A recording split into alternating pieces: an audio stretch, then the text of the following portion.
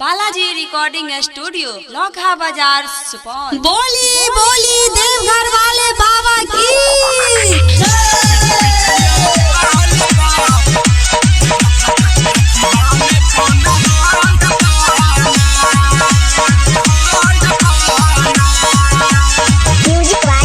Balaji recording studio Laukha बाजार सुपौल।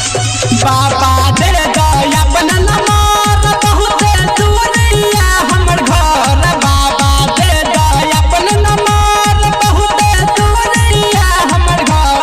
अब नहीं पूजा करबा वीडियो कॉल पर रखिहा न फोन हार्ड बना हो बाबा हो पूजा करबा हमहू वीडियो कॉल पर रखिहा न फोन हार्ड बना।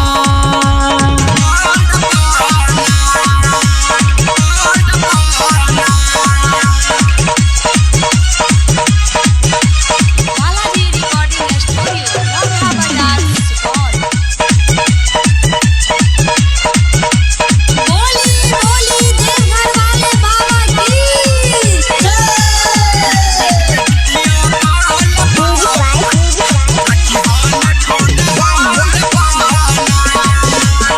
घड़ा शिवलिंग बाबा हमहू बैठैबा काका वीडियो कॉलिंग लाइव में देखैबा।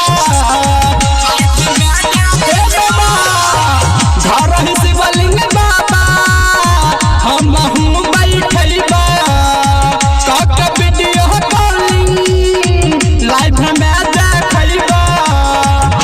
चढ़ाई फूले पति संग सुनहना रियाल पर रखिया नहीं फनहा